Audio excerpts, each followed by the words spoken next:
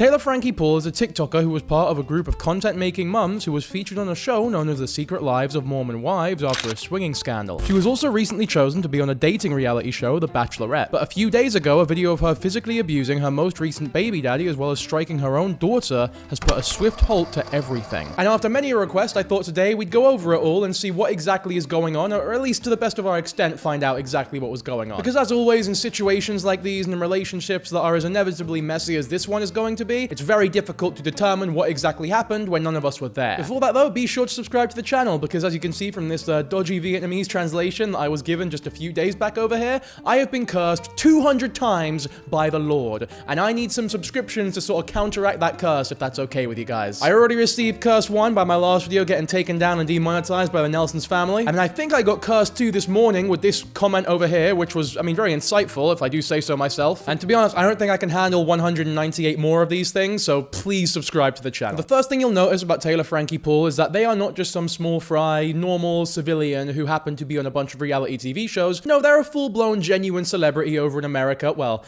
I say America, let's get more specific here, and this won't come as a shock to you guys. Yeah, she lives in Utah. Her Insta bio is currently The Bachelorette with a rose and Jesus is King. I swear to God, I'm not intentionally picking out Mormons from Utah for these videos. It just sort of happens to turn out that way. It's not a great month for them, I guess. Her Instagram's not really anything to gawk at though, because her TikTok is where her main bulk of content is produced. She's got 6.1 million followers over on that website over there, TikTok, and you can see all these views are pretty crazy, actually. Like, she averages over 10 million views on these videos, or at least the more recent ones, which maybe have been bolstered a little bit because of the recent drama. I guess bottom line is that she's a big deal, and she's also got really thick skin and knows how to handle hate, as shown by this video here.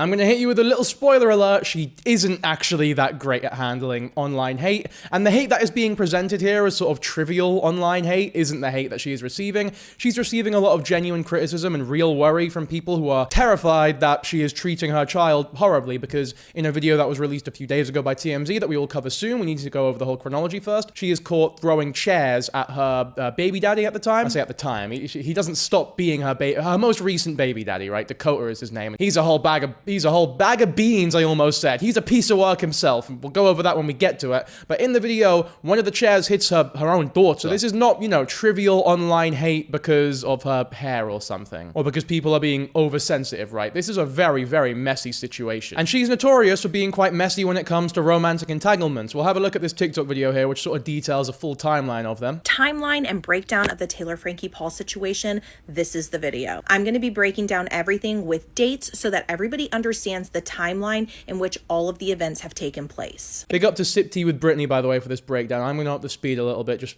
for the sake of time. 2016, Taylor Frankie Paul married her ex-husband, Tate Paul. They then had 2 children together, a daughter and a son. In May of 2022, Taylor went viral for a video that she made about a soft swinging scandal, and she announced her divorce. She shared in this live that she had gone too far and that her and her husband were going to be splitting apart because she broke the rules inside of the swinging arrangements. In September of 2022, just 5 months after the divorce was announced, she began dating Dakota and they made their first TikTok appearance. Just a few months later, in November of 2022, Taylor Frankie Paul and Dakota announced that they were pregnant, but that it was an ectopic pregnancy. Between December of 2022 and January of 2023, they had a small breakup, but they reconciled very quickly. And then in February of 2023, this is when Taylor was arrested for the first DV incident. It's important to note that it does not appear that her and Dakota broke up after this incident. And in August of 2023, that is when Taylor pled guilty for that DV incident. In September of 2023, they announced that they were pregnant with their rainbow baby. And in March of 2024, they welcomed their son that they shared together. That DV incident is the video that I was referring to just a second ago, which obviously we will get to. I'm sure you've already seen it if you haven't already. That DV arrest right there is obviously referring to the video that I've talked about just a second ago. I'll put it on screen now just without any audio, but we will cover it properly later. It might need to be blurred a little bit because it is quite graphic. However, it is very clear that this is not a typical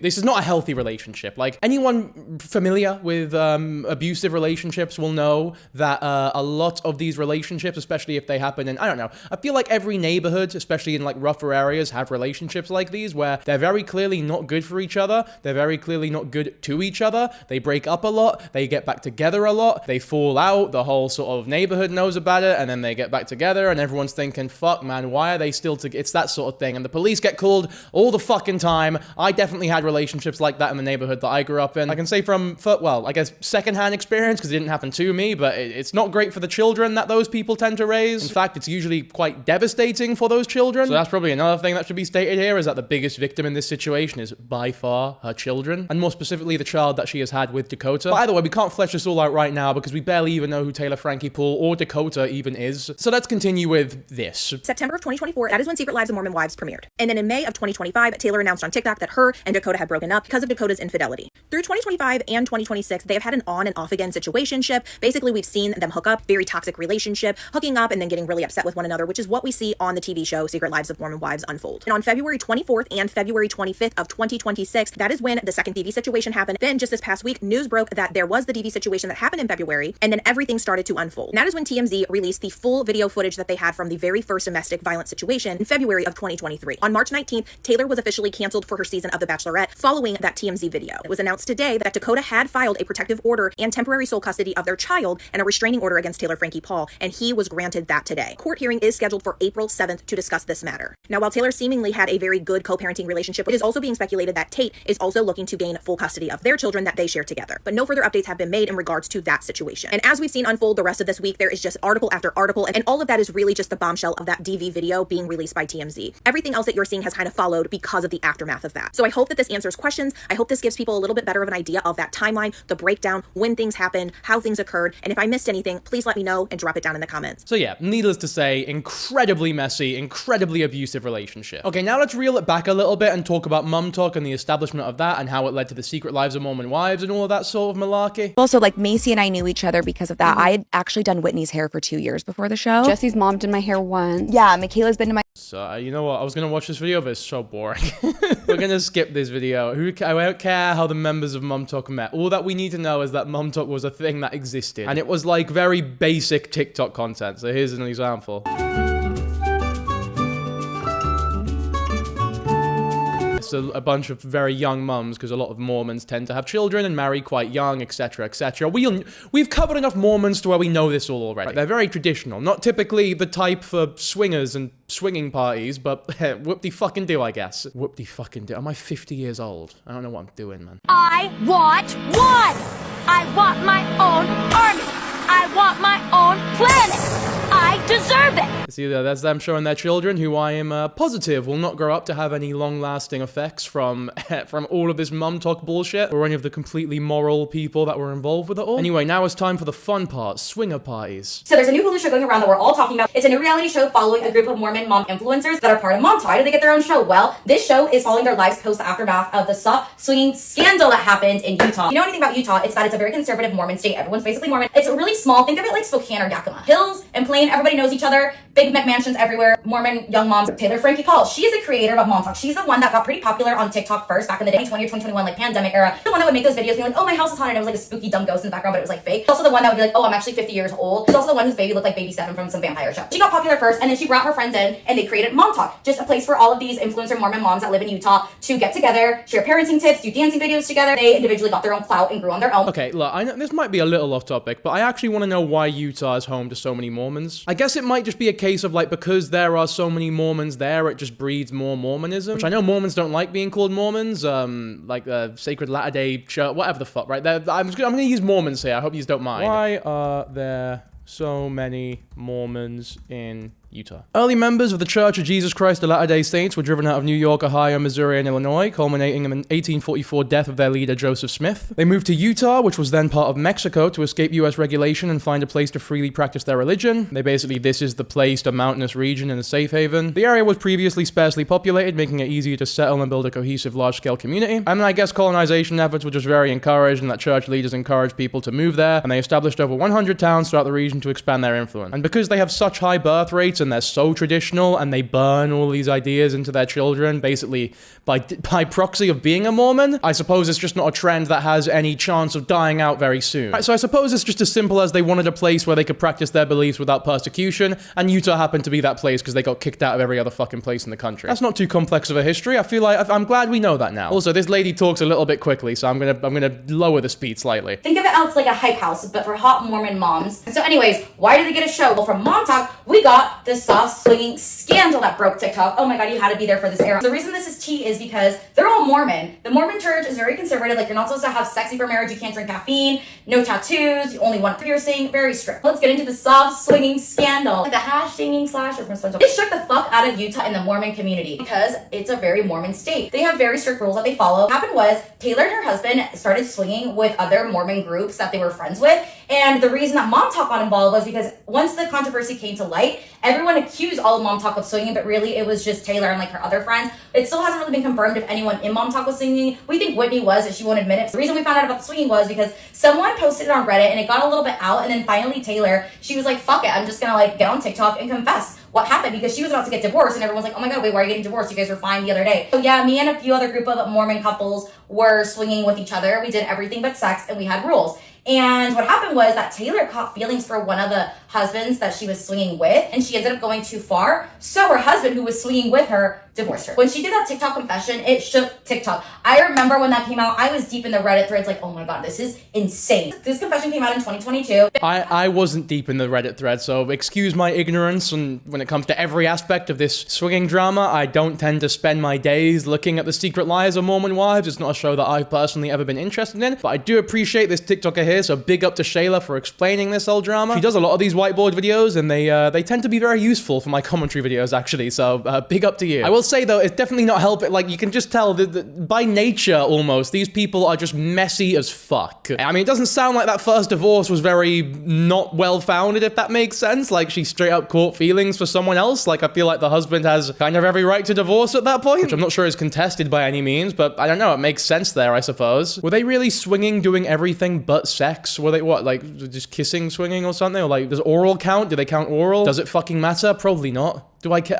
Let's just keep watching. I don't know why I care about this. Because of this, all of Mom Talk got accused of swinging, and it's a bad look in the Mormon church because, like, their church is everything there. So if someone accused me of swinging, I'd be like, okay, whatever. But for them, their religion is their life. Everyone is Mormon. Everyone's part of the church. Basically, like, canceled. You can't just pretend to not give a fuck. No, you are doomed in the Utah community. This caused so much drama and tea that Mom Talk basically kind of broke up. Rumors were going around, and now the show is here. It's following the aftermath of what happened when the scandal came out, because it did change a lot. And after the swinger scandal happened, they stopped getting brand deals, and they lost a lot of their income, and they were very upset at Taylor. Taylor was very honest and was like, I was the one involved in it. I'm taking ownership. But everyone was just like, oh my god, like, no. Kind of just like the overview of it. Taylor ended up divorcing her husband. She did not end up with the guy she caught feelings for. It's a whole different scandal that we'll get into in the second video. Who the girls are, how they're involved, who we like, who we don't like. We're gonna do a deep dive on Taylor, Frankie, Paul, because she is lore. Who she's with now, whose baby she's having now. The show's premise is basically them all being like we're affected by this. Okay, so she was yapping for so long that she literally could not fit it all in this one video. We're not gonna go over the other ones though. Like, that's enough of an overview, I think. I do want to have a look at some of the old vids and screenshots of Taylor's content when all the swinging stuff was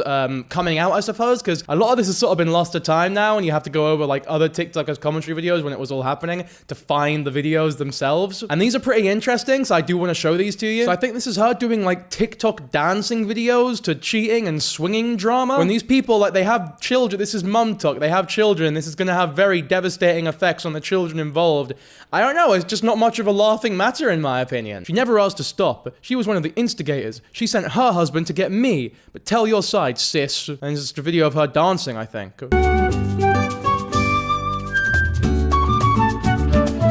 Yep, dancing and lip-syncing videos. How lovely is that?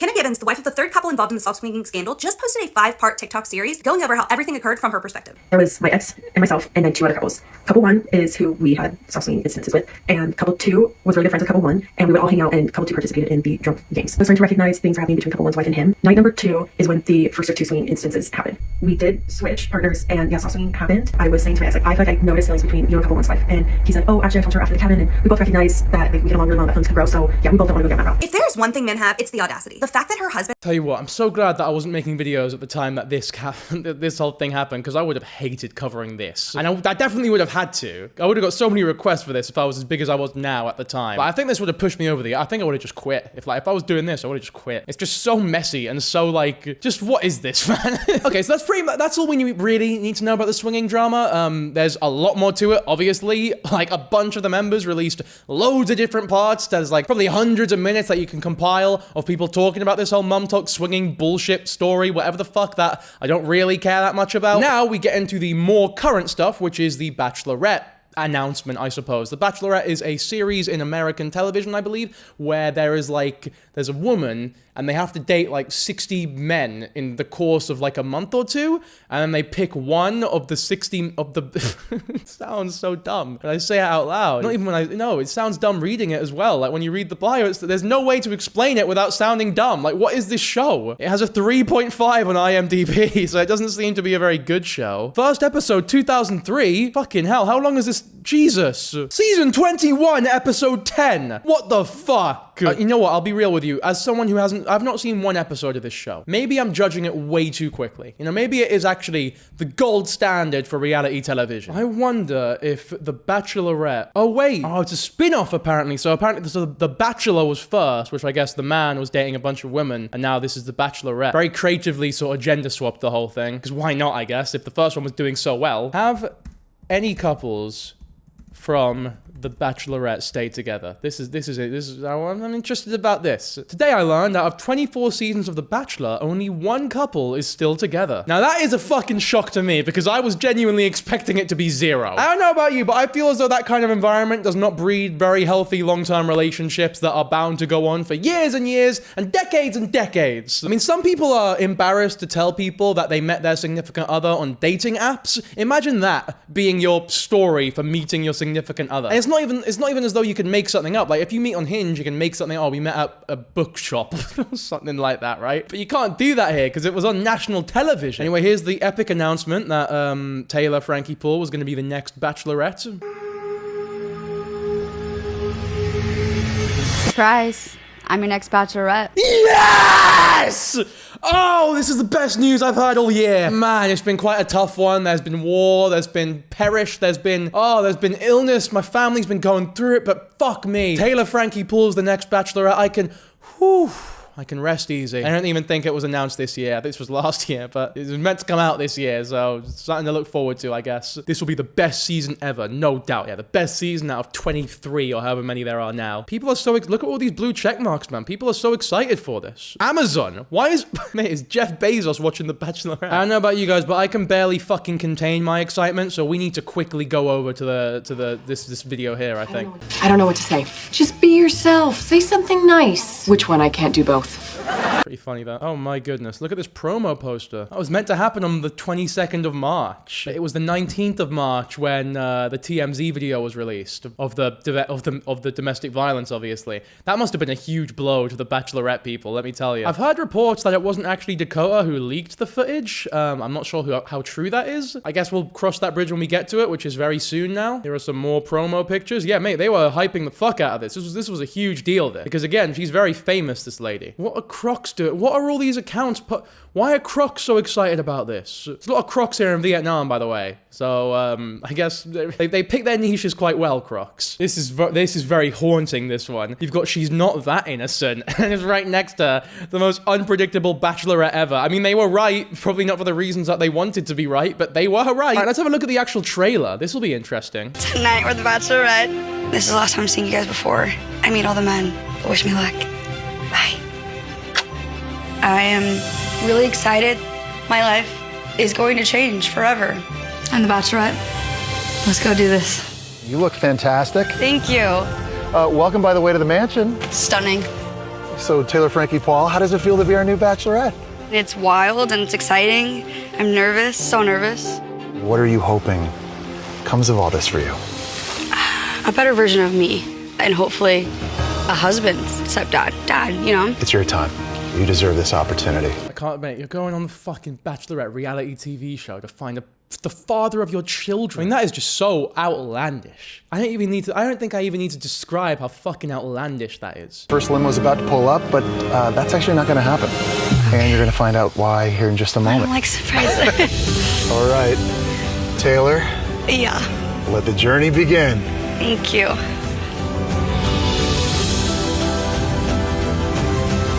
That was the worst promos what was that, man? There was no energy. There was no excitement. She just looked scared and bemused. First night excitement. She didn't look very excited to me there, mate. The only excited one was the weirdo host talking about how she deserves it. What exactly does she deserve? A choice out of 50 men to be her? This is like trafficking. You could take the concept of this show, strip any indication of reality television from it, and it would sound like actual trafficking.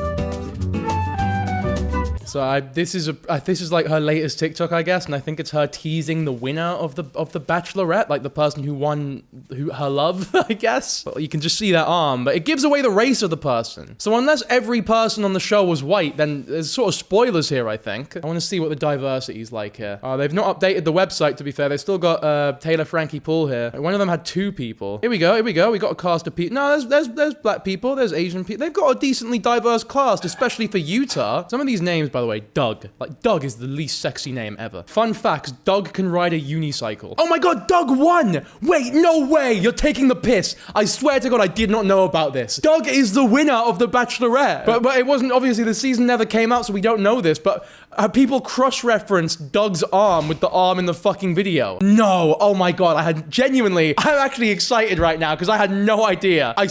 You might not believe me. I wouldn't believe you if I were in your position. I had no idea. Fucking Doug, man. What's Doug up to then? Wait, they've got a Bachelorette highlight. And everybody, in light of everything that's happened, I'm just sending out prayers to Taylor, because I was her moment, and her moment was blocked. So, all we can do right now is just be hopeful, and I'm headed off to run to watch the sunrise. So, hope you guys have a great day, and let's stay positive and show nothing but support for people in need. Cheers. This was her moment, and it was blocked, man. All she did was throw chairs at her baby daddy and actual daughter. Oh, Doug. Doug. I mean, I'd say she's not gonna let you hit, but she probably would, actually. Oh, Doug on the guitar, wait, is this Taylor? No, it's not. It's just another girl.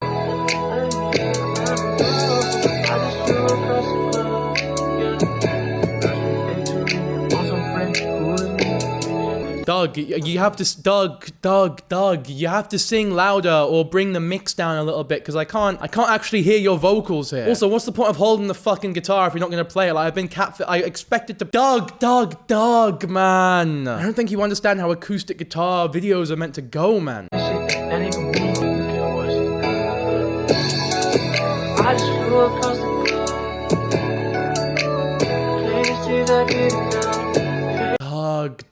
Doug, it's all kinds of wrongness. This video makes no sense. There's too many cuts as well. Oh, Doug the mug. Anyway, here's Dakota, the really messy ex who was the alleged victim of this domestic violence. Apparently, they actually slept together the day before she flew over to film The Bachelorette. So once again, continues to be a very toxic and messy relationship, even to this day. People also think that he looks very similar to Doug, which, I mean, I don't know about that. They're just both white guys. Oh, we actually get confirmation of who won, and it was Doug. It was Doug Mason who won The Bachelorette. Well done, Doug. However, oh no. Oh, Doug. Doggy Doug, what have you done? No! Since filming ended, Taylor and Doug have broken up.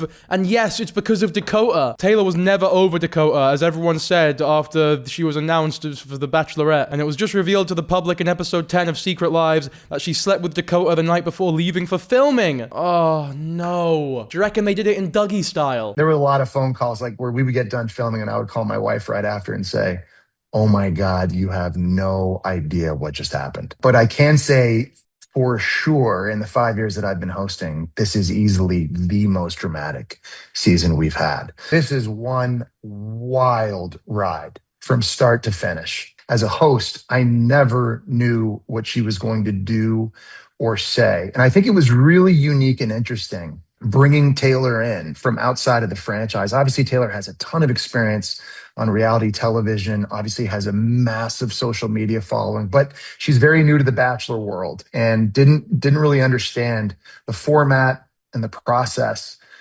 fully coming into this. And so when you get someone who's as green as she was coming into our franchise, the best part about it was you got unbelievable rawness and authenticity from her. Rawness. I don't think rawness is what you want to see that early into a relationship, to be frank. Or to be Frankie Paul. Worst decision ever made by ABC. You guys just lost so many views over an old video. I mean, maybe they don't want to platform someone who throws chairs at their daughter, to be fair. A lot of talk over a lawsuit, by the way, because it's such a fucking horrible look for ABC and it's such a huge inconvenience. They wasted a lot of money here. Let's actually get to the DV video now. This was filmed by Dakota in 2023. Apparently it was provided to TMZ by Dakota as well, and TMZ released it. However, Dakota's roommate later said that neither he nor Dakota released the video to TMZ. I guess we can make of that what we will when we get to it, but for now, let's actually just watch the video. And now, let's put this before the video, but obviously, trigger warning for this video. It does show a baby and a bloke being thrown a chair at by her. It's not just a light throw, like she flings these chairs at them, and it ends with the baby crying for those who don't have the stomach to actually watch the video. Yeah, look at you. Look. Yeah, look. This is called physical abuse. Yeah. Yeah. See, Taylor, this is all you do. It's the only thing you know how to do. Holy shit. I don't give a Let me go. Stop. Dude, leave me alone. Oh my gosh. Your daughter is right here. Oh my gosh. Oh my. The police report says the 5-year-old girl was hit and later had a goose egg on her head. Police arrived on the scene that night after a neighbor called to complain about the noise, and in the video you hear the officer trying to separate them. During the fight, Taylor yells, "You threw me," a few times, and she later claims to police Dakota had thrown her to the ground prior to what's seen in the video. We know responding officers saw this video and prosecutors used it in the case against Taylor. She eventually pled guilty in abeyance to the felony and was placed on 3 years probation, which ends in August. If she keeps her nose clean until then, the conviction will not appear on her record. As part of the deal, prosecutors dropped 4 other charges, including domestic violence in the presence of a child abuse, and criminal mischief. A rep for Taylor is lashing out at Dakota, telling us it's sad to see the latest installment of this never-ending, desperate, attention-seeking, destructive campaign to harm Taylor without any regard for the consequences for their child. Releasing an old and selectively edited video on their son's birthday is a reprehensible attempt to distract from his own behavior. There is something I do want to talk... Actually, no, we'll finish what the rep says. The rep added, "Thankfully, the public has seen this act before and knows who he is, and sadly, many will recognize this pattern of manipulation, both in his actions, on the show, and from their own experiences." Now, the video itself there are cuts in the video, so whoever sent it over to TMZ has literally put it in Premiere Pro and made cuts in it. Either that or TMZ cut it themselves and made it shorter than it was before, maybe because there was a moment when nothing was really happening. But if it is a video where someone manually edited it, or maybe it's 2 videos maybe stitched together, perhaps, that's possible as well. However, if it really is a video that has been edited by Dakota and sent over to TMZ, or even if it wasn't, I always think it's important to remember when people record cases like these, that the person who is recording obviously knows that the phone is recording, right? They know that there is a recording going on and will adjust their behavior accordingly. Usually in situations like these, the perpetrator allegedly doesn't know that they're being recorded and so doesn't act as though they're being recorded, and that makes, I guess, morally looking at these situations a little difficult because we don't know what would be happening if the cameras were off. This situation's a little different though, because she does seem aware that there is because he's talking to the camera as she is hitting him. So she must have been really fucking uncontrollably angry for her to continue throwing shit at him and her daughter whilst she knows that he was recording. Like, that really does show a level of unhinged energy and like consistent unhinged energy there. And it does make you think, like, if that's what she's acting like on camera, then what the fuck would she be doing off camera? I think there would be a lot more nuance here if she didn't know the camera was recording. Now, I'm not too clued up on Dakota. From what I have seen of him, he does seem like a massive fucking arsehole, and I've got no qualms with saying that he was probably stirring the pot here. This is not going to be a video where I mindlessly go after someone who is accused of DV because there is video footage of them undeniably abusing both their husband and daughter, though, because we don't know whether or not it was a reaction to something that Dakota may have been doing. I'm not going to say without doubt that Dakota did something to, I guess, he definitely didn't do anything to deserve this, but that's only because I think the concept of deserve is bollocks a little bit. But it's not outside the realm of possibility that he instigated in one way or another. And I know I'm going to get a lot of people coming at me, commenting that I'm victim blaming this bloke and that I wouldn't be talking about this if it was a bloke, you know, abusing a woman, for example. But that's bullshit, because I have covered on this channel before female victims of abuse in the Mercury Stardust case, and I said very similar things, that they were recording, Mercury Stardust didn't know that they were recording, and so we can't take the recording at face value, especially because there were cuts in the video. It's very, very possible that the people recording the video may have been provoking Mercury Stardust and also changing their behavior to portray themselves in a more innocent light. And that's not to say that recording is ever a bad idea or an untrustworthy one. Obviously, that is what you want to do if you want to gather the most conclusive evidence possible. But it's just, I don't know, it's one variant in a multivariate equation that is so complicated when it comes to proving undoubtedly things like these and cases like these. I feel like we know by now that it's pretty much impossible to determine exactly what's going on in situations like this if you aren't directly involved yourself. People who are directly involved even sometimes struggle with determining exactly what happened. These situations are messy is what I'm trying to say. Like mutual abuse, for example, is a term that a lot of people don't like, but I feel like a lot of people don't like it because they want to separate abusers into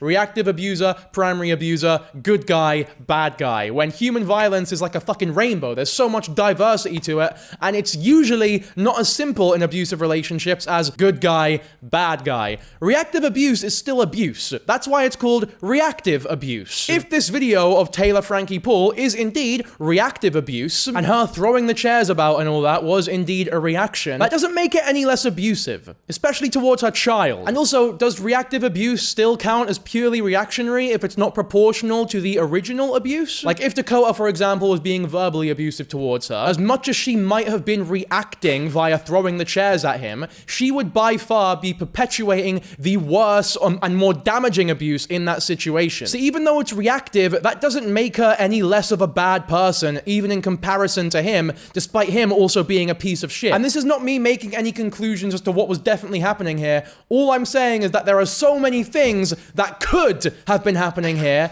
and that we don't know the full story at all. All we do know, however, is what's on the tape, and what's on the tape is fucking disgusting, and I'm not sure she deserves custody over her children based on what's on the tape, because she's someone who is willing to throw chairs without thinking properly about the damage it'll cause at her husband, even under the massive risk of causing collateral damage to her own daughter, on camera no less. As much as I'm comfortable saying that I don't like Dakota and that he's a huge mug, I'm also comfortable saying that about Taylor. We can have a look at the arrest body cam footage though, maybe this will explain a bit more about the context. Can I get a drink, please? Please? Can you promise not to talk to him while we go in there? Sure. I just don't want anything escalating to an argument or fight while we go in there. Okay? Okay, let's go. What? Work?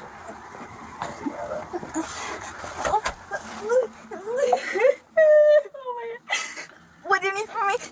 So I just need you to tell me what happened tonight. So you went out on a girls' night, you said that, right? Yeah, he came pick me up from girls' night. And then what happened? And he was bitching me out the whole way home.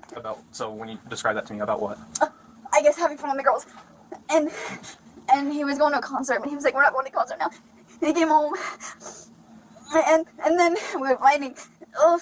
And we were fighting at each other, and then I was going at him, I guess hitting him, and then he pushed me into the kids' stuff, and then I went ballistic because he pushed me so hard, and then I fought back, and then we were just fighting, and I just let him out.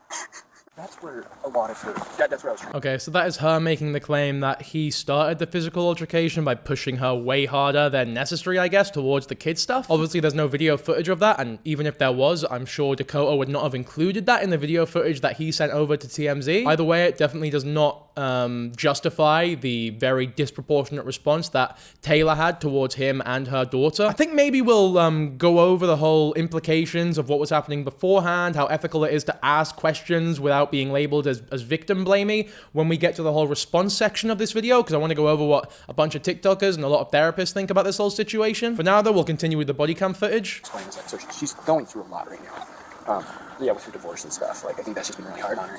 And she hasn't done any therapy. And that's a different relationship? Yeah. Okay. Yeah, and that wasn't that long ago, so it's very fresh. So we got in a relationship, like, really pretty soon after her divorce. And so that's why it's been hard. It's just been like a lot, I think, for her. Okay. And yeah, I mean, I think she's going through a lot. She's the type to where, yeah, it's hard for her, I think, to get help. You know, like she fights it. So you guys come home. She starts getting angry. Yeah. Because you're saying that you're wanting to go home. Yeah, well, I was trying to just take her inside. I was trying to help her in. I was like, let's go. Like, you need to go inside. And I think she was saying something that she wanted to go party still. I'm like, no, like, you can't. Yeah, and then I went inside because I was finding just like she was not coming out. So I was like, hey, well, and she said her parents were here. So I was like, oh, perfect. I was like, I'm gonna go. Are they actually in there? No, they weren't. It was like, I don't know, like her niece or something like that. I don't know. And so I went in there and was like gonna get them. I'm like, hey, Taylor's like drunk. You like come get her or something. Are they coming over? No, they already left. They were house sitting for her, watching her kids. Oh, okay. And then she came flying in, and that's when she was like freaking out on me in front of them. And I'm like, whoa, what? And what was she saying? Oh, crazy stuff. I don't know. I think she was like, I don't even know what she was saying. I don't know, something about her phone. She was going off about her phone, and then she chucked her phone at me.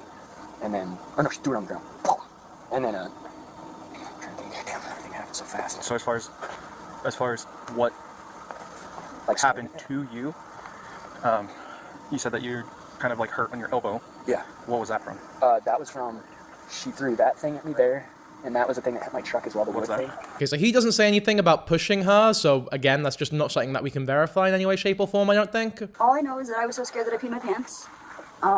He pushed me into it. I reacted, sure. I threw it at him. Okay. What about the, like, all the metal chairs here and, like, the... Yeah, I threw them at him. Yeah, I was scared. Why? I was scared. About what? Him. Like, what were you, like, I'm just trying to get... He's fighting back. I peed my pants because I was so scared of him in my garage. He pushed me into the wooden thing, so I reacted. I threw the wood thing at him, and when he came in, I threw everything else at him.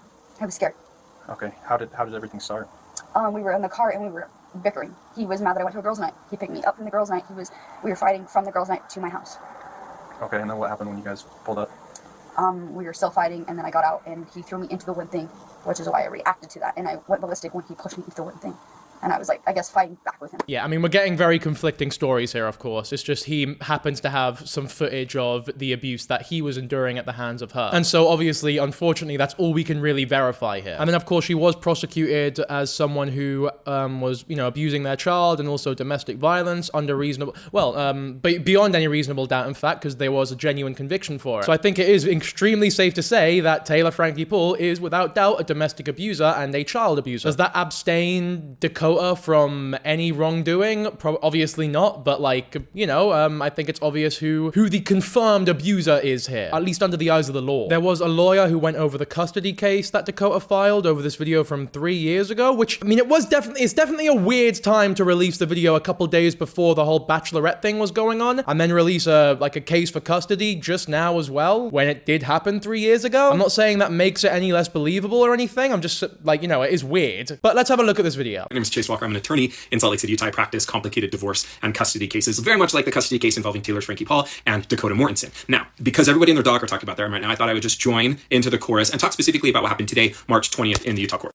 What happened today was that Dankyjabo Mortensen was able to get a temporary protective order against Taylor Frankie Paul. Now, in the state of Utah, you get temporary protective orders typically based on ex parte applications, meaning that Taylor Frankie Paul did not get to participate in the initial proceedings that led to this temporary protective order. Now, in the state of Utah, temporary protective orders are a stopgap. So when they get entered until the hearing to adjudicate if that protective order should become permanent, the court issues a temporary protective order. Now, what this means is that Dakota was able to marshal sufficient facts under Utah law to establish a temporary restraining or temporary protective order wherein he alleged there would be imminent fear of physical harm or threat of physical harm. A couple of other things to note here, and just in this box, I redacted all of her personal identifying information, although I will note that as part of the identifying information, it does say that she's an influencer. Instead of identifying any tattoos or things, it just says you basically know what she looks like because she's an influencer. But the other interesting thing here is that other persons protected is blank. So whether or not Dakota had listed their son ever as a potential victim or someone that also needed protection from Miss Mortensen or from Miss Paul, the court did not include that there, which means we'll talk about what happens for the rules of parent time on this window between today, March 20th, and the date of the hearing, which I've decided to leave out of this because I don't want to flood the Salt Lake City courthouse with a bunch of fans or people wanting to get sort of eyes on this case, but it is scheduled to take place in a couple of weeks. Now, the court did issue a no contact order, meaning that Taylor cannot contact Dakota except for mediation, as it notes here. And that's relevant for a couple of reasons. The first is they very well may want to resolve this out of court. They don't want to have all of these facts put in the public eye. Protective order courts are open to the press, open to the public. There are some caveats and certainly some protections that the court may, on high profile cases like this, implement as the judge and the commissioner gets to decide really how they operate their courtroom. But it's also important because their actual custody case never got resolved. As of the end of 2025, the docket reveals that the orders had not been entered because the paperwork had not been properly filed. We were able to see some of the income verifications and parenting classes that are required, but not everything was done appropriately. We'll also note here that it is 100 feet away from petitioner, meaning that Taylor at all times will need to stay at least 100 feet away from Dakota. Now, this is going to be the provision that's going to be very, very difficult for Taylor Frankie Paul, and this is that she's not being permitted right now to have any parent time with Ever. Dakota has been awarded temporary sole physical custody of Ever. Taylor is not permitted right now to see Ever. Now, that's probably why the mediation provision is going to be so vital, because hopefully they'll be able to get into mediation and come up with an agreement where they can dismiss the protective order and then look at getting parent time back in place. We really don't want to take the child away from either parent for an extended period of time if the goal is to get them back on. Now, a couple of other notes with this protective order. The first is, despite press indicating that Tate Paul, Taylor's first husband, and Dakota Mortensen went to the courthouse together to equally file protective orders, my review of the court calendar did not show any pending hearings between Tate and Taylor. It only showed hearings between Dakota and Taylor. Now, the second thing is that in filling out an application for temporary protective order, the court asks you to not only describe the most recent element or aspect of abuse or event of abuse, but also to describe past instances of abuse. This is probably why the 2023 video became so vital, because in looking for this, in filing this application for the temporary protective order, Dakota was obligated by the pleading to identify all other instances of domestic violence, and because there is a documented version of the domestic violence, and we have that in court records, we also have that in these footage, then that's where it comes into play now. So I'm not surprised that the 2023 video became more relevant today, because in filling out the application for the temporary protective order, Dakota was obligated to list the other instances of domestic violence. I don't know these people, and I'm not weighing in whether or not the protective order was appropriate, whether or not Dakota is at fault, whether or not Taylor's at fault, but I am here to give just the smallest practice tip here, which is if whatever conflict is happening here is impacting their child, that's when the court's going to take serious umbrage with any of their behaviors. So if you're going through any sort of nasty custody issues, make sure you're insulating the children from them. Once we break that wall, once we stop insulating them from our own conflict, the conflict that is so clearly here, then the court's going to have to get much more involved. And so my hope would be that they ultimately are able to move past this in whatever iteration, that they're able to get whatever help is necessary. But ultimately, I don't care what happens as long as they protect that little kid from. It's a really good video, that. As I know, usually I don't play clips for that long, but like he just spoke pure facts the whole time, and I didn't really want to interrupt because there's nothing that I can really provide to the whole court case and custody filing without being completely uneducated, especially compared to this bloke who clearly knows his shit. Makes sense as well. So the restraining order is from an event that happened last month, but in filing the restraining order to the court, they have had to bring back the previous video into public contention, which is probably why it got leaked. If he's not the one that sent it to TMZ, there was probably some crossfire somewhere there. He might have sent it to the court, and maybe sent it to someone who sent it to the court, and TMZ somehow just got a hold of it because some fucker sent it to them, right? Who knows really what happened? Maybe he really did just send it to TMZ and just fucking lied about it. Yeah, man, there's just so many allegations towards Taylor Frankie Paul, and the courts they did grant the restraining order as well, so it does seem as though there is a lot of compelling evidence here. Also got a screenshot here that showed that Frankie Paul was calling Dakota over 118 times in one night, 150 times even. Yeah, I mean, as can be seen, but to be fair, it's not as though Dakota didn't facilitate this obsession, because he was still he got with her a night before she left to film The Bachelorette. They keep getting together constantly, despite breaking up constantly. This is why it's very difficult to paint Dakota out as a completely innocent person either. And I know I'm gonna get so much shit because people usually like, because there's been a very common argument online if the genders were swapped, we would not be treating Dakota with nearly the amount of sympathy that we're treating Taylor Frankie Paul with. I have actually received a lot of shit on this channel before for treating abuse cases like this with the nuance that I am presenting this one with, despite the genders being swapped. Like, this is not me pretending to have some sort of nuanced discussion or pretending to not know exactly what was happening here because I'm some sort of performative fuck who wants to side with the woman 100% of the time. I have received so much shit for not mindlessly siding with female victims in cases like these. Not saying that I called them liars or victim blamed them by any means, but I didn't mindlessly believe every single word that they said, like many people are doing with Dakota here, despite there not really being any basis for them to do so. I think they're both knobs. I just think that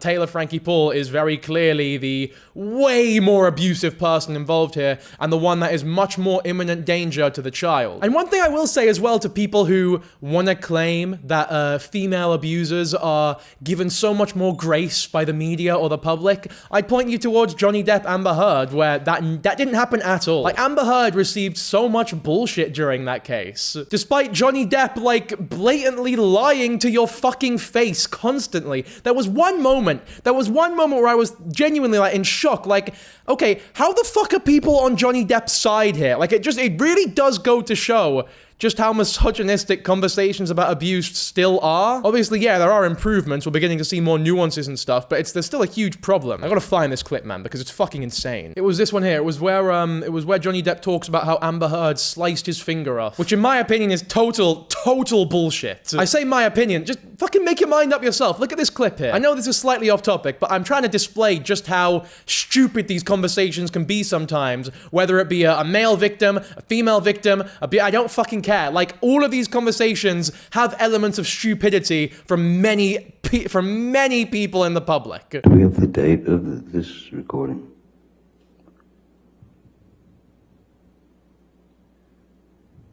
Mr. Rottenborn? What's the date of the recording? I don't know. It's a plaintiff's exhibit. I don't know the date of the recording. Okay. Oh. Fight you're talking about? I don't know. I'm talking about Australia, the day that Now we're talking about Australia. Okay. Yes. So we all heard that tape loud and clear. I'm talking about Australia, the day that I chopped my finger off. That's not only what he said, it's obviously what he said. Here's him explaining how it happened from his point of view. Drank it. Miss Earth was flinging insults left, right, and center, and she then grabbed that bottle and threw that at me. I honestly didn't feel the pain at first at all. I felt no pain whatsoever. What I felt was I felt heat. I felt heat, and I felt as if something were dripping down my hand, you know. And then I looked down and realized that the tip of my finger had been severed. I think that I went into some sort of, I don't know what a nervous breakdown feels like, but that's probably the closest that I've ever been. Nothing made sense. And I knew in my mind and in my heart, this is not life. Now, Amber Heard said that he severed his finger during a drunken rampage by sort of smashing a phone on the wall and hurting his own finger. I actually recently suffered a similar injury. You can see it there on my finger. It was about 3 weeks ago, so it's healed up pretty nicely by now. Although not perfectly. I think it's still got a bit of a ways away to go. I don't know if it'll ever be, like, fully formed back, but whatever, right? And this was self-inflicted. Like, this was a self-inflicted injury. It's pretty hard for someone else to do this to you. But either way, we all heard that voice recording. He said, in Australia, the day I chopped my finger off. I'll play it again for those who didn't hear it. I'm talking about Australia, the day that Now we're talking about Australia. Okay. Yes. You hear that? And you said the day I chopped my finger off? And then when he's confronted with this very clear audio recording, he goes, no, that's not what I said. It's like, what do you mean that's not what you said? It's literally what you said. Fight you're talking about? I don't know. I'm talking about Australia, the day that Now we're talking about Australia. Okay. Are you sure that's Yeah, let's do it one more time. what You I'm actually saying? don't. Or is it the day that I got my finger chopped off? I still can't watch this video and, like, not fucking rage at it. Because he's such an obvious fucking lying arsehole. And look, this is not like a thesis on the entire Amber Heard, Johnny Depp trial or whatever the fuck. It's not me calling Amber Heard a saint by any means. I'm not saying I know exactly what happened here either, but I am saying that in this one instance, Johnny Depp is clearly lying, and it is indicative that he is not incapable of lying in this situation. And it's also an indication that people are very quick to shit on women when they have the opportunity to do so in a way that they can be perceived as safe. No, you say the day that I chopped my finger off. So let's play it one more time, because I think I left out the word that. It says the day that I chopped my finger off. Fight you're talking about? I don't know. I'm talking about Australia, the day that Now we're talking about Australia. Okay. I'm not so sure. In fact, earlier you had quoted Jerry Judge from the airplane tape as calling me an asshole. Wait till the asshole falls asleep. And I'm positive that those words never left his mouth, because he would have, if I would have been making those noises in the bathroom, he would have ripped the hinges off. Maybe they left his mouth when you were passed out, sir. Respectfully. Let's listen to this one more time. I don't think I'll sustain it. Move to strike. He's an arsehole! He's an arsehole! He's a lying arsehole who very obviously chopped his own fucking finger off and is now blaming it on falsely accusing Amber Heard of doing so. The fucking idiot chopped his own finger off in a drunken rampage and doesn't want to admit it because he knows it would look horrible for him. That's very obviously what happened here. It's on the fucking recording and he's lying through the skin of his teeth. And people, because they're idiots and because they're misogynists, I'm sorry to say it, actually fucking believe him. Look at the comments on this video, for example. example. His biggest hobby is playing the guitar. You seriously think a guitarist would chop one of his most important fingers off on purpose? Please. Who said anything about on purpose, you fucking wet wipe? It's like being hit by a car and later talking about the day I broke my leg. Doesn't mean you actually broke your own leg. Gosh, I hate lawyers. Yeah, I'm sorry to break it to you, but if I was talking to someone who literally smashed my fucking leg open, I would phrase it as the day you broke my leg, not the day I broke it. I had nothing to do with it. So no, it's not like that at all, you mug. All the clips, you see Johnny confident and extremely careful with his answers, while Amber is half fake crying in the corner. Go all these comments, go on any of these videos, and look at the comments. Obviously, Amber looks bad in a lot of the clips as well. I'm not talking about that, I'm talking about this one clip, I'm talking about this one instance, because it so perfectly encapsulates so many of the issues with how we talk about abuse online. It fucking stinks. I know that was a detour there, but I feel like it was a necessary one to show you how much I hate this conversation a lot of the time. The internet is just not good at nuance, unfortunately. But anyway, we can go back to Taylor Frankie Poole now, who talked about this video on Good Morning America. The opportunity to respond to recent headlines about the alleged domestic violence incident with your ex-boyfriend. What do you want to share with us about this? Honestly, it's been a heavy time to see the headlines, especially during this time of The Bachelorette being released, and it's supposed to be a really exciting time. I'm a person that will always speak my truth, and that's what I'm known for, and so when the time is right, I will be. But right now, just trying to be in the present moment and focus on this. But the thing is my kids do come first. My kids come first, and so it's been like just a back and forth process, trying to be here in the present moment, worrying about, home and headlines. It's been stressful, to be honest. We did reach out to Dakota, and we did not, for a statement, we did not get a response from him. Now we have reports that The Secret Lives of Mormon Wives has paused production on the next season. I know there's a season on right now, and then season 5 was in production. Reports say it's paused. Is that true? Honestly, I don't call the shots with production. She says a whole lot of nothing here. Like, this clip is we're not even going to finish it because I've seen it before and it is genuinely nothing. It's very, very PR team response, and it's just a lot of words for no comment, essentially. And this is it. This is why I need to stress it so much, because people are going to get it twisted. They're going to think, oh, you are on Taylor's side, or oh, you're on Dakota's side. Oh, you think one of these people did nothing wrong. No, I think they're both arseholes. I do think Taylor has done a lot worse than Dakota. I do think Taylor is a lot more abusive than Dakota. I do think she's a lot more dangerous towards that daughter than Dakota is. That doesn't mean Dakota's not a fucking arsehole as well. And I don't buy that just because someone is reactively abusing, it doesn't mean that they're a good person. Just because you threw a bunch of heavy metal stools towards your husband and daughter reactively, it doesn't make it any less abusive or any less of a piece of shit thing to do. Well, actually, it does. It would be a lot worse if you did that unprovoked, but it doesn't make it good. It doesn't make it justifiable, is the word I'm looking for. Yeah, this is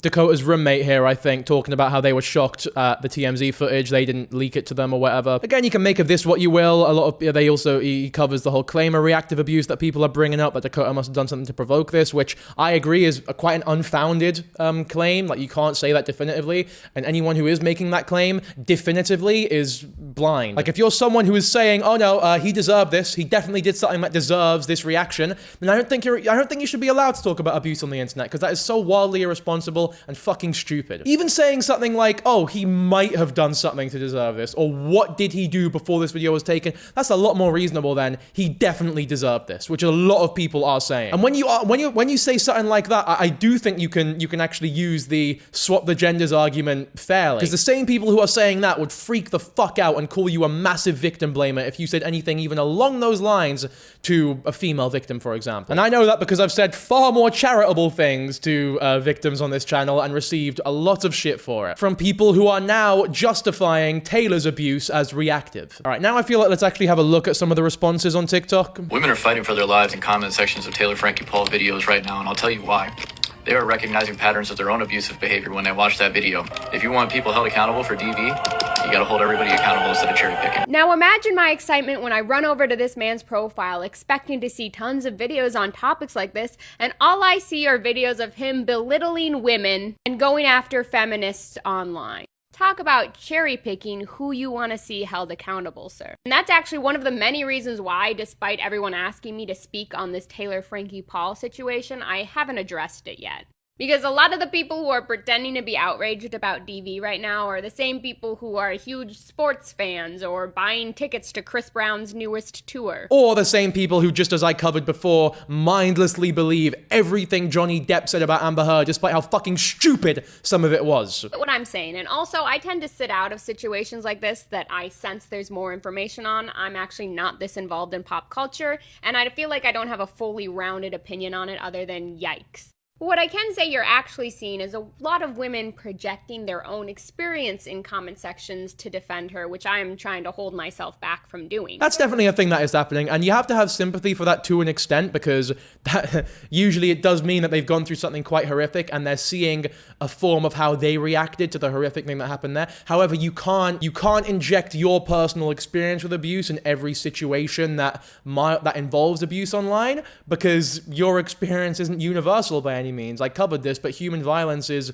so diverse in all its different colors, I guess. There's so many layers to any situation or any example of human violence in any way, shape, or form that you just can't apply your situation to all of them. That's why you're seeing the word DARVO brought up a lot. It's a common description for narcissistic perpetrators' abuse. It stands for deny, attack, reverse victim, and offender, and it's when they will deny any harm to you, right, and gaslight you, try and make it you think it's your fault, publicly attack you, go after your image, trying to turn possibly your friends and family on you, and then they will reverse victim and offender, which is where they twist the narrative somehow, and then they try and make it look like they're actually the victim in the situation. A lot of times they will do this by preemptively provoking you to a point and then recording it for later use, or maybe cutting up clips of texts out of context. Maybe try to provoke you in front of friends and family so they can witness you're crazy. A lot of us have unfortunately been through this, and then you ask the victim, well, why don't you have anything to counter this? Why don't you have anything to prove them wrong?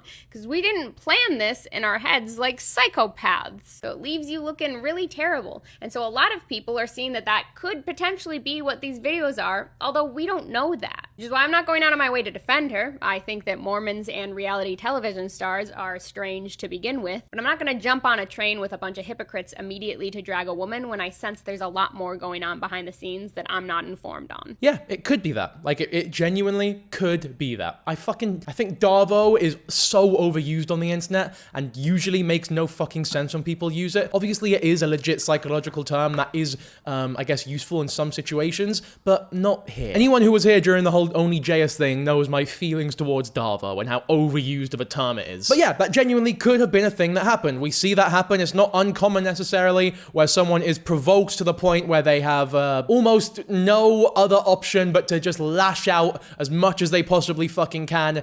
But by that point, the camera's on and they're being recorded, and they didn't plan it out like fucking psychopaths, so they don't have any footage or video of the opposing party doing similar things. And the thing that sucks about situations like that is that it works, right? Because video footage is more powerful than any form of writing or any form of story or text evidence that you could possibly ever share. So as much as that video footage may have been obtained through dubious means, that shit is just so hard to prove. So yeah, unfortunately, it does work most of the time. If this does go legal, however, which it does look as though it will, I'm guessing they're gonna get a lot of people who are, you know, friends with Dakota. They're gonna go through all of the text messages, and if there is something like that going on, then hopefully they will find enough evidence to where we can actually see these provocations. Or maybe they won't find any evidence of it, and it will just be as simple as Taylor Frankie Paul is far more abusive than Dakota ever was, especially towards her own child. Again, we just don't know. All we know is that what we have now looks really, really, really fucking bad for her. So when a woman is accused of domestic violence against a man,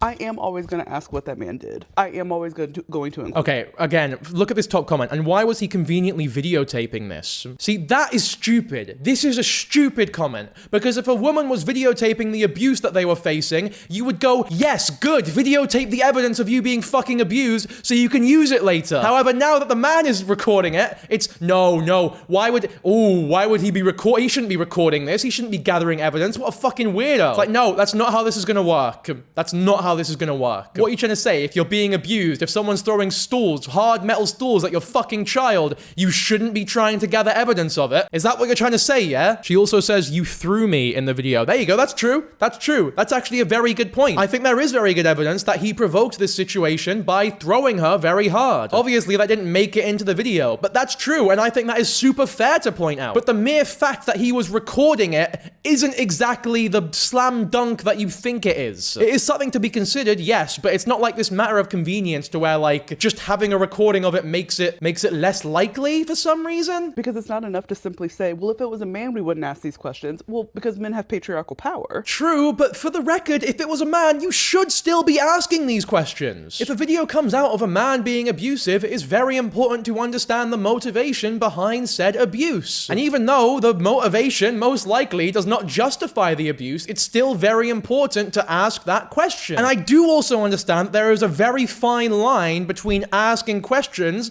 and victim blaming. So you have to be tactful with the questions you ask, how you ask them, and the type of person that you are, because there are certain types of people where you know why they're asking certain questions. And there's certain questions in situations of sexual abuse, for example, where it's like, oh, what was she wearing? Where you know exactly why they're asking it, and you know it, and that is victim blaming. That is victim blaming. But that doesn't mean that every single question in every single scenario is always victim blaming 100% of the time. Like I said, there's nuance to these situations, man. Like, yes, men have patriarchal power, but if, for example, there was a story where a man got sexually abused by a woman who drugged him, for example, would you ask the question, what was he wearing? No, you fucking wouldn't, because you're reasonable. Right, like, you can't simply just divorce the power that men have from their behavior and say, well, it's all the same. It's like, well, no, it isn't. Because we have centuries of evidence that tells us that men will weaponize their power against women to make themselves into the victim. There is a term for this. It's Darva, right? Like, this isn't a new phenomenon. This is a thing that happens in our society. That's not to say that we should rationalize people's behaviors or say that it's okay to hit people. Like,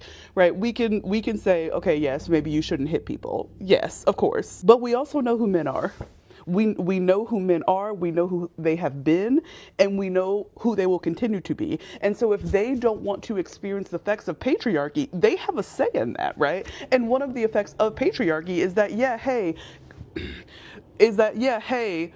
we are going to question you a little bit more. Like, it's not just going to be a totally equal experience, particularly when we're talking about like gender-based violence or interpersonal violence or relationship violence. Like, there is a double standard there. This video is a bit waffly. I understand what she is saying, but there's a bit of waffle here. Like, there's a lot of words and there's not really that much being said. You're the first person I've seen speak on this and not use the words, I'm not excusing her behavior, she was a victim doing what she could to survive. You don't know that. You have no evidence of that. Doing what she could to survive. What? Throwing a metal stool at her fucking baby. That 5-year-old baby. Did she have to do that, yeah? Fuck me. Like, this mindless defense of abusers in so many cases online, it boils my fucking blood, man. You know, it really isn't hard to say, I don't know exactly what's happening here. It's not hard. In fact, it's exactly what this TikToker was doing. As much as I don't agree with every bit of verbiage she used, I think that her heart is in the right place here. Talk about the reactive abuse argument that's been flooding the comments about Taylor Frankie Paul, because I think a lot of people are using a real clinical concept in a way that is possibly dangerous. First, what reactive abuse actually is. Reactive abuse is when an abuser deliberately provokes their victim until the victim reacts, usually with anger or aggression, and then the abuser points to that reaction as proof that the victim is actually the problem. It's a real thing, it happens, it's horrifying, and it requires one very specific ingredient, a documented pattern of the other person being the primary abuser. So, before you apply that framework here, what specifically has Dakota done? Not he's emotionally unavailable, not he's sleeping with women in her friend group, not he's kind of a narcissist. What has he done that meets the clinical threshold for abuse? All those things are shitty and not okay behavior, but from what I have seen, I'm gonna need more than that. Now,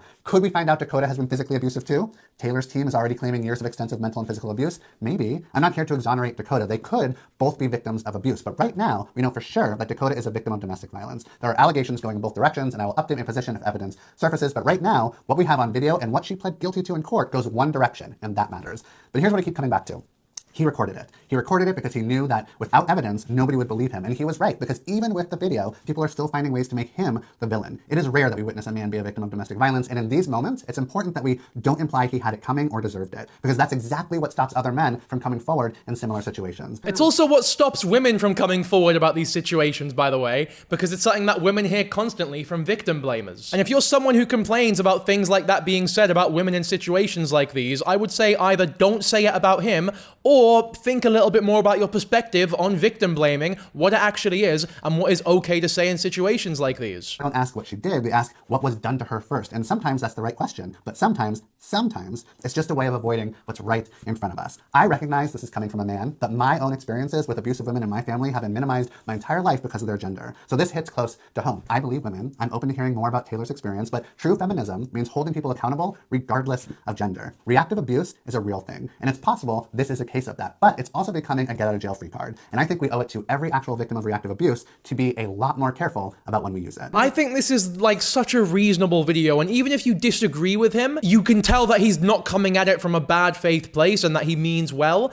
And it's not like it's an opinion where, oh, I disagree with you, but I still respect you, and I don't think you're a massive piece of shit for saying something that I happen to disagree with. I personally agree with him though. I think that it's a very reasonable video, this, and I think that he is a licensed therapist, this guy, from what I do know. There were a couple of videos critiquing this, I guess, statement from him though, so I want to talk about that. I'm gonna be the one to say it because nobody else is.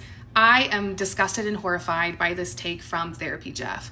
I do not believe that this person is safe to work with victims of domestic violence, and the fact that he spelled out that he believed reactive abuse was a clinical term and it is a pattern of behavior, but then turned around and said, I don't care if Dakota slept with her friends. I don't care that he did this, that, and the third. I want physical markers of domestic violence so that I can see its abuse. That is not what abuse is all the time. Using physical violence as a marker of domestic violence is why so many victims get stuck in abusive relationships. And when you're turning to a therapist like this that you think is somebody you can trust, especially someone who focuses on dating relationships and family and marriage therapy, you get failed. Okay, hang on. I want to cross-reference this with the actual video now so that I can make sure what is being said here is true. Because from what I understand, I don't think he said that sleeping with other people or verbal abuse isn't abuse. I just think he said it wasn't physical abuse, which is true. Mark here, what specifically has Dakota done? Not he's emotionally unavailable, not he's sleeping with women in her friend group, not he's kind of a narcissist. What has he done that meets the clinical threshold for abuse? All those things are shitty and not okay behavior. But from what I have seen, I'm gonna need more than that. Now, could we find out Dakota has been physically abusive? Okay, clinical threshold for abuse. He doesn't specify physical abuse there. I think it is low-key implied that is what he meant, but I'll grant her that. Sleeping with other women in the friend group, however, is...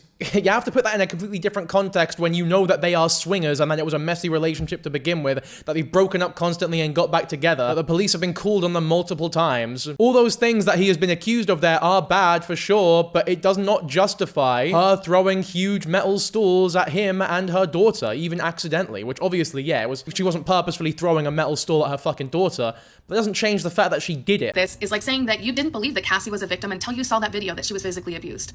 When she said that she was trying to break it off with him and moved on, and then Diddy said, oh, you owe me money, and then her mom had to go get the money overnight and rushed everything, you didn't believe that that was coercive control or domestic violence? When Kid Cudi's car was blown up because Cassie started dating him and Diddy allegedly didn't like that, you don't think that that's coercive control or domestic violence? Therapists like this is why JP Miller got away with what he did.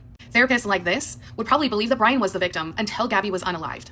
Therapists like this that you go to for marriage advice, go to for dating, will not identify domestic violence and tell you to just work it out. That's bullshit. And this is why victims stay. I will also go on record and say I do not believe that reactive abuse is a thing. I think most people who are saying this are not set to work in this environment at all. Most people are saying this as just people who have experienced domestic violence. And while you might be an expert in your situation, you are not an expert in this field. And I think when people like Therapy Jeff are saying reactive abuse is in a clinical setting, I think that they're setting you up to be completely annihilated in family court. For victims who say I reactively abused them, what you're doing is saying they abused me and I met them at the same level and abused them back. And now you are in an even playing field. And it is easy for your abuser to say this one more thing and just tip the scales, and all you have to do in family court is tip them just enough. 51 to 49%, and now you have lost your kids. She threw a fucking metal stool at her own daughter. It's incredibly plausible that that is one step above what Dakota may have been doing to her, despite what Dakota may have been doing to her also potentially being abusive. Just because one came first, it doesn't mean that that first thing was the worst thing that happened in the relationship. And do not come in my lane on domestic violence and coercive control. And if your lane is strengthening marriages, you better hope they did not experience domestic violence. Now, with my clients and what I have told everyone is have a toolbox of people, a whole team of people. When you're escaping an abuser, your lawyer does their job,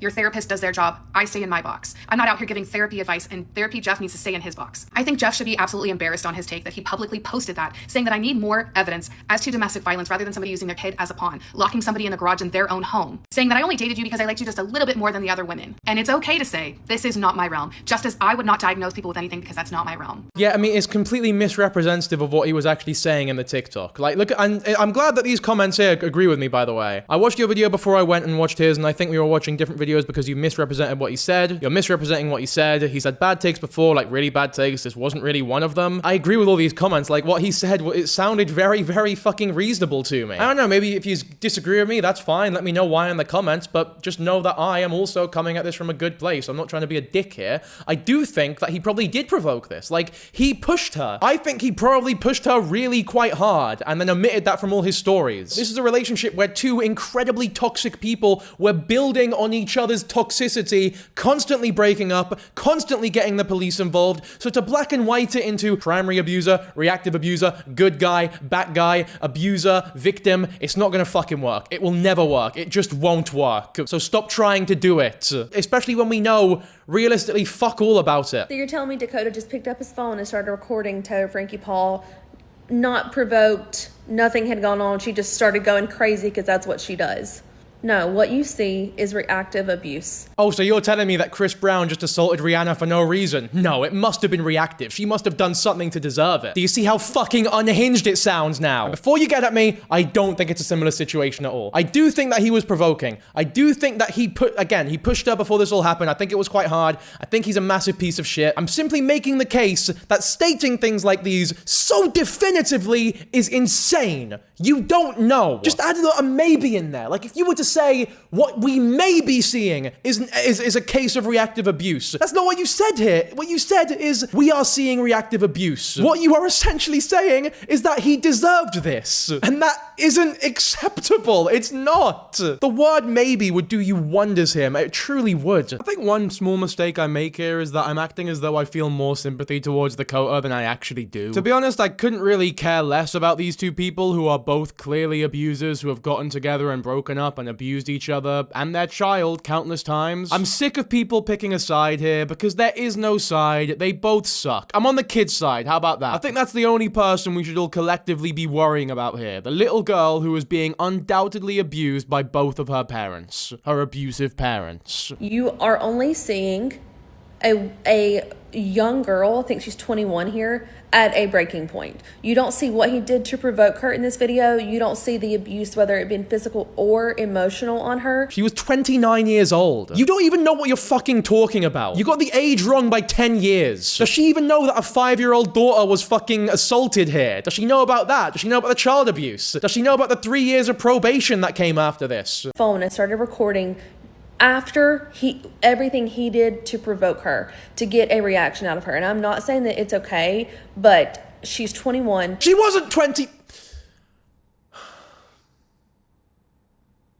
I don't know if I can finish this video. Moment is being recorded with a toxic relationship, a toxic man. Him saying, yeah, Taylor, this is what you do. Clearly is him just still egging her on when she is absolutely losing it.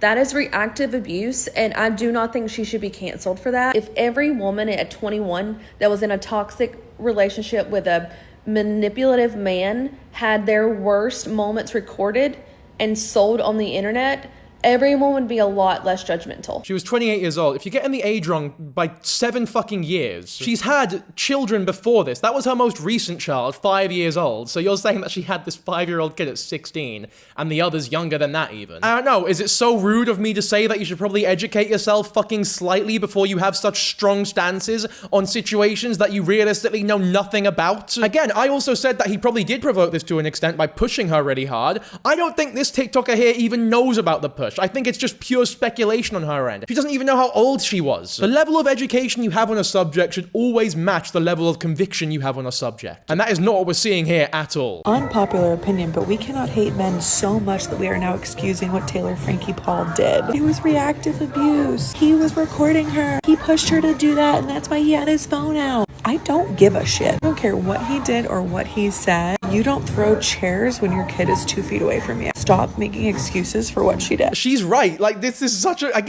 a reasonable take, but the comments don't seem to agree. I actually do think that she's gone a little too much on the defensive there. I do care what he did.